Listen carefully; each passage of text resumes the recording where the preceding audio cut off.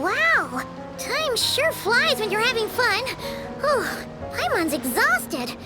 Guess it's about time to head back and get some rest.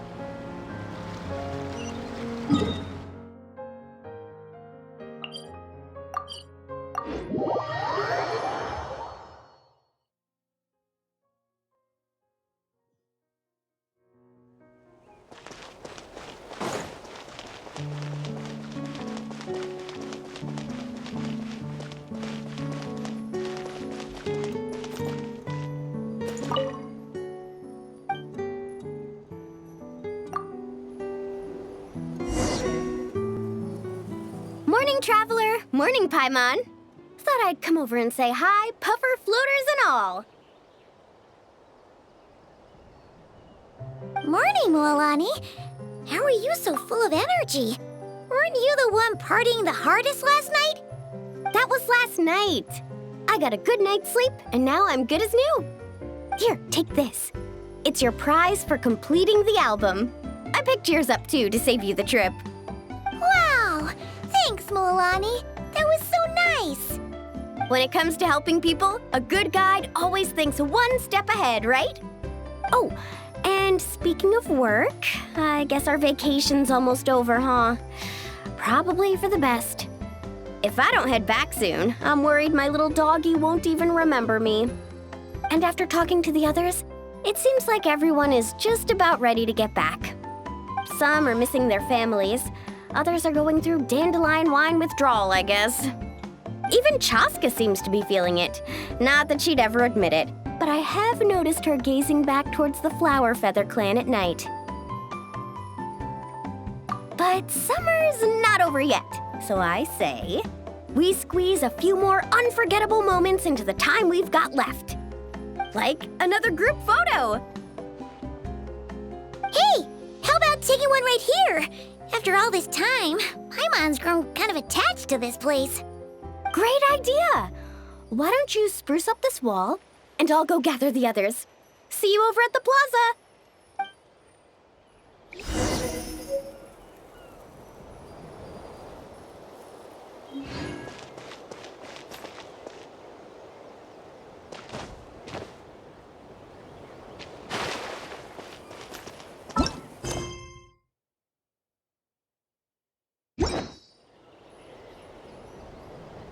Burn it down!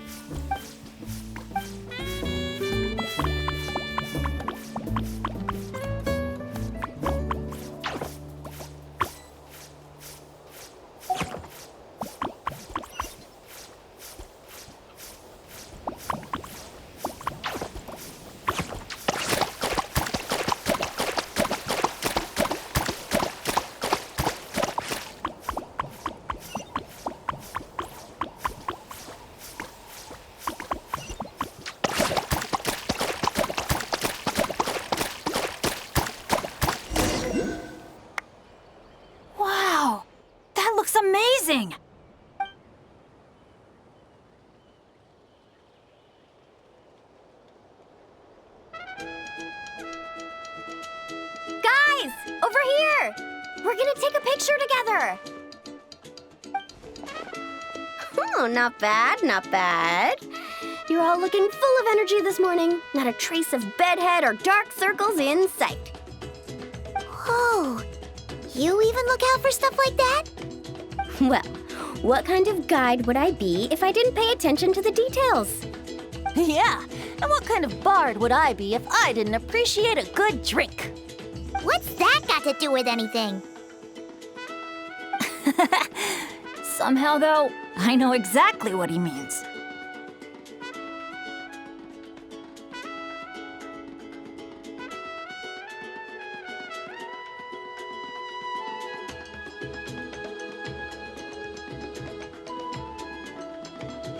Do you really think that? Or are you just playing along to keep Tone Deaf Bard happy too? I see no harm in a bit of nonsense. Here, put on this Asha headband. It's a souvenir from the rest of us.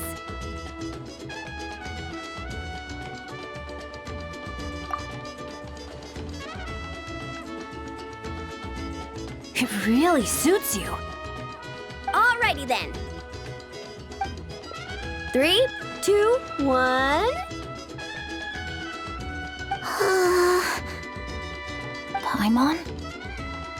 Sorry.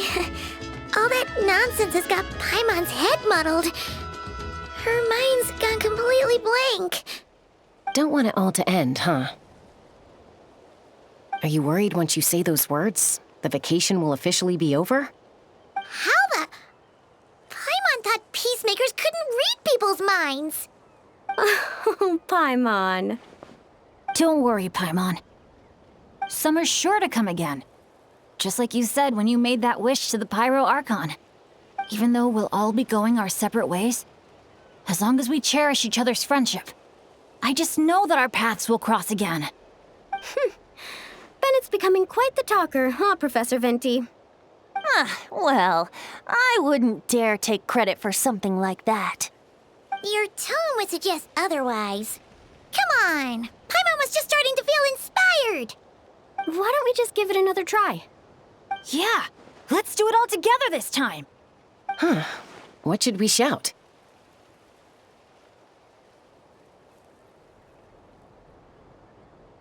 Sounds good! 3, 2, 1. Lucky Star! So, what are your plans for the future, Bennett? If you're having trouble deciding, you can always park it in the People of the Springs for a bit, or however long you want, really. Thanks for the kind offer, Moalani. I actually went to see the Pyro Archon to tell her how grateful I am for everything she's done for me. She told me that the domain we entered was an abyssal simulation of the Mare Javari. It was extremely unstable, and now it's completely gone. Later, when we got on to talking about my future, she said I was more than welcome to stay here in Natlan, but also that she would respect my decision, whatever it turned out to be. And after thinking it over, long and hard, I've decided to return to Mondstadt. You miss your dads, don't you? That's definitely part of it. I promised to tell them everything that happened on this adventure, and I can't go back on my word. But also, when I said goodbye to my mom and dad, I promised them I'd become the most legendary adventurer in all of Teyvat someday. And no adventurer should stay in one place for too long. Bennett. What if your luck starts going downhill again the moment you leave Natlan? It's fine. The warmth and kindness I've experienced on this adventure is enough to get me through all the challenges that lie ahead. As I attempt to shape my own fate, I want to take that same kindness and pass it forward. That's something I've always believed in. Hear, hear! To our leader!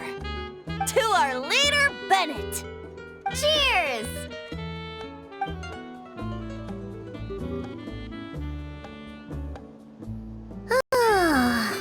This is gonna be another all-nighter, isn't it?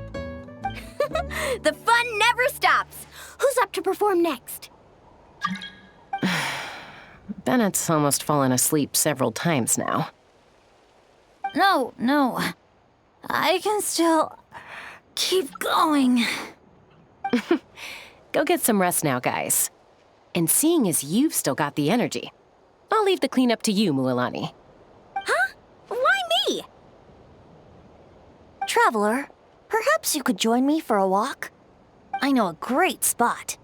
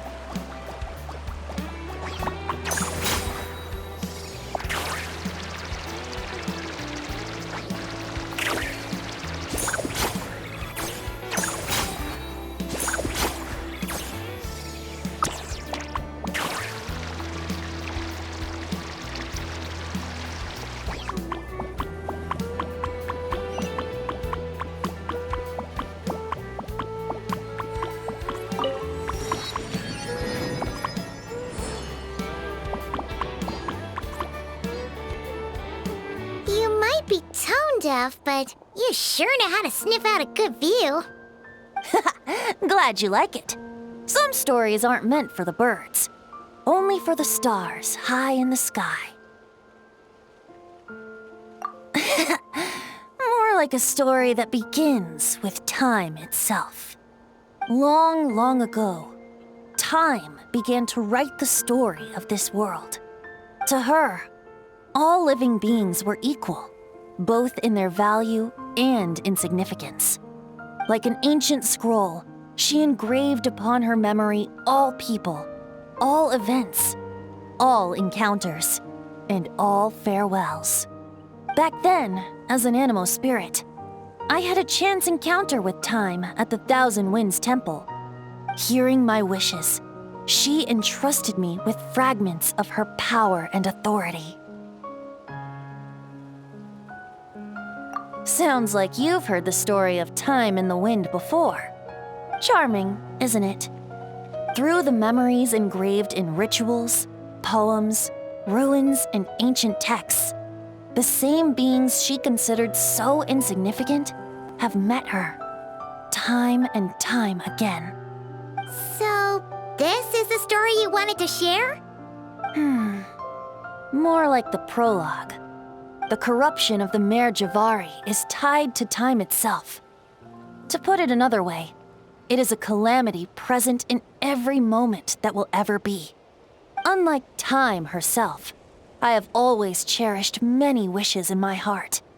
500 years ago, to prevent the corruption of the Mare Javari from spreading beyond Tenochtitlan, I blew it off the timeline, turning it into the Windless Land.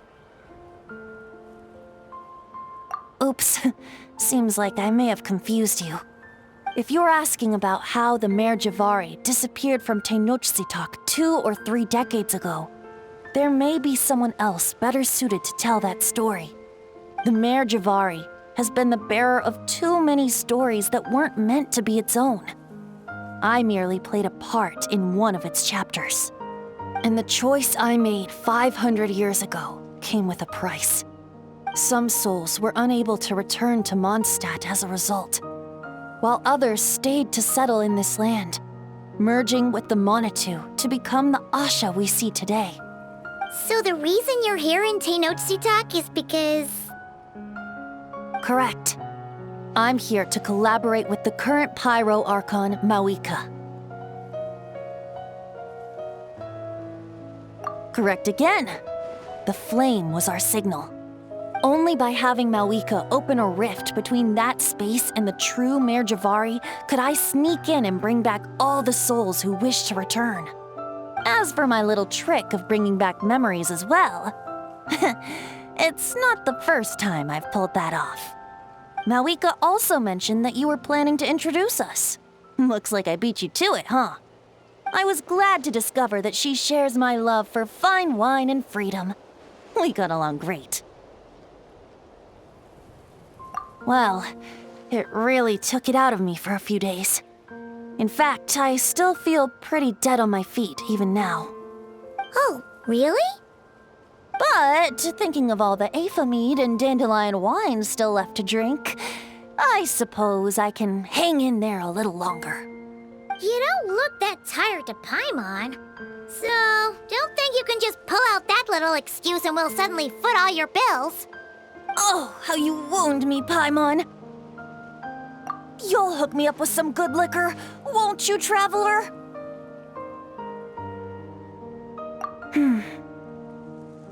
I suppose to protect Mondstadt, and that everyone who wishes to stay there has the freedom to choose their own path.